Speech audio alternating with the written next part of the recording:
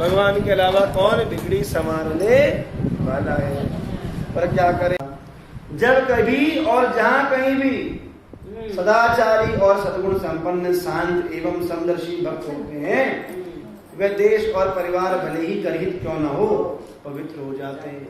जहां भी उदात भक्त रहते हैं, न केवल वे, उनके कुल अपने समूचा देश पवित्र हो जाता है।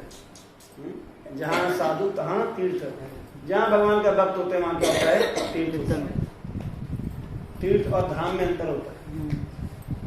तीर्थ और धाम में, हरिद्वार क्या है, तीर्थ है, धाम नहीं।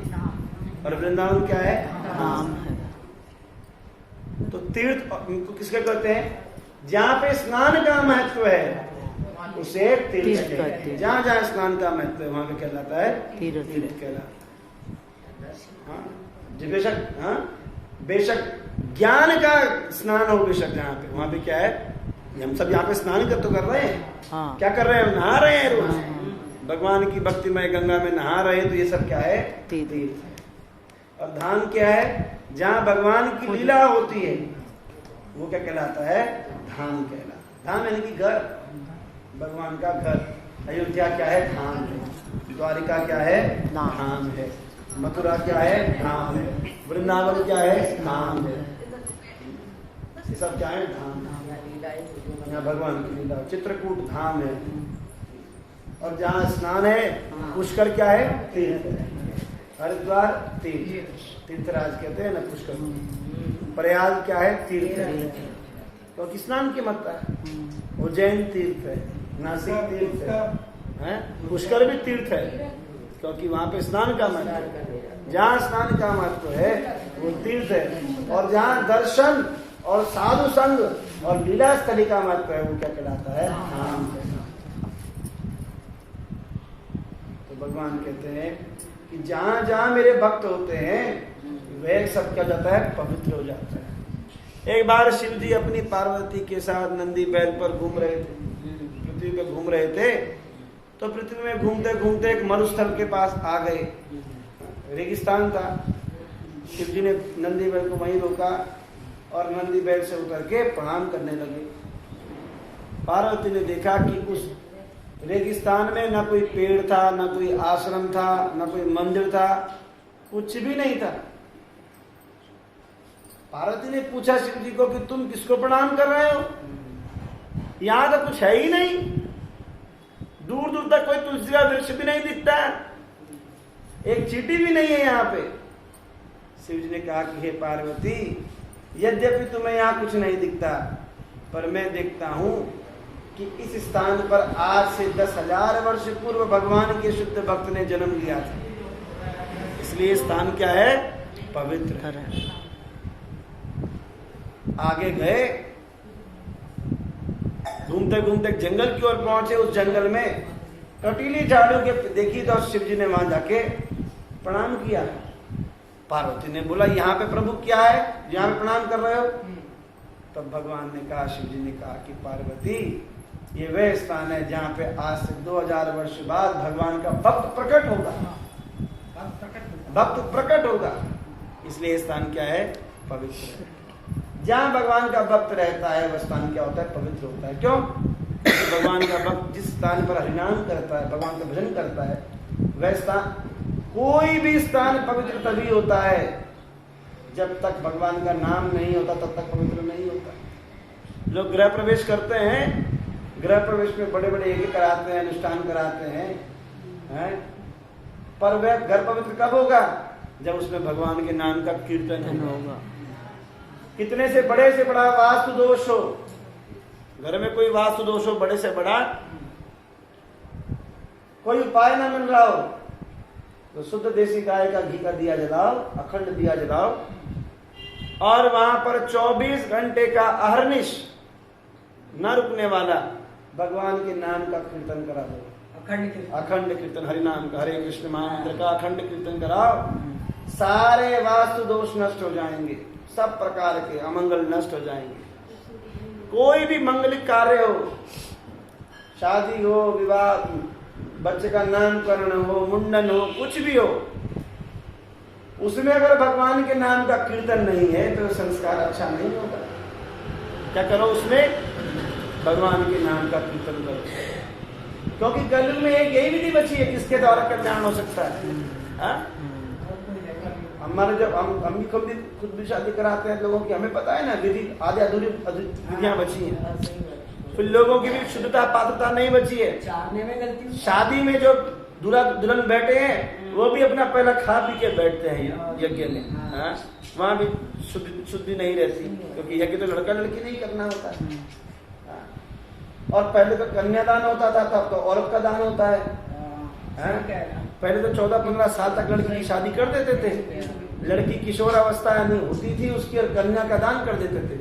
अब तो अधेड़ उम्र उसकी हो जाती है, 30 साल, 31 साल, 32 साल, तब उसकी शादी करते हैं। तो पहले शास्त्र में नियम है कि कन्या जो है बाप की गोदी में बैठती थी।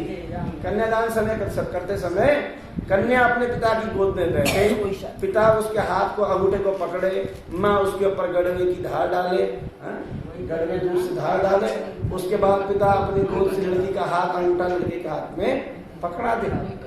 पहले से कन्यादान होता था, पर अब तो लड़की इतनी बड़ी हो चुकी है, बाप बैठ नहीं सकती। कलयुग का प्रकोप ऐसा है।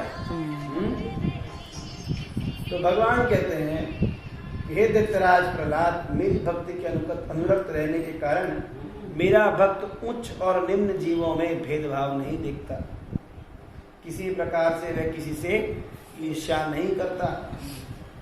भवन्ति पुरुषा लोके मद्भक्ता समात्मनोहृता, भवान में खलु भक्तानां सर्वेषां पतिरूपधृक्। जो तुम्हारे आदर्श का अनुसरण करेंगे वे स्वभावतः मेरे शुद्ध भक्त हो जाएंगे।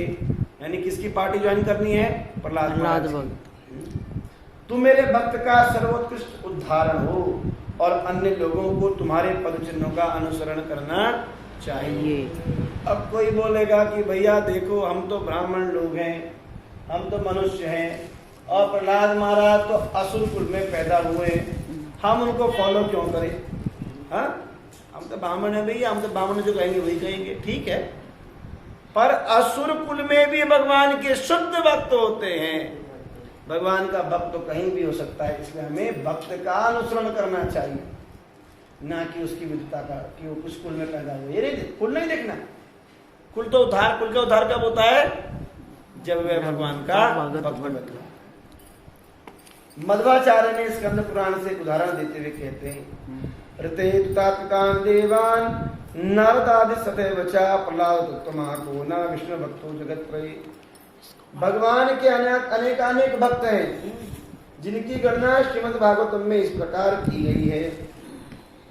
स्वयंभु नारद शंभु कुमार कपिलो मुनु प्रहलादो जनको भीष्मो बलिभैर्यासिकद्वयम्।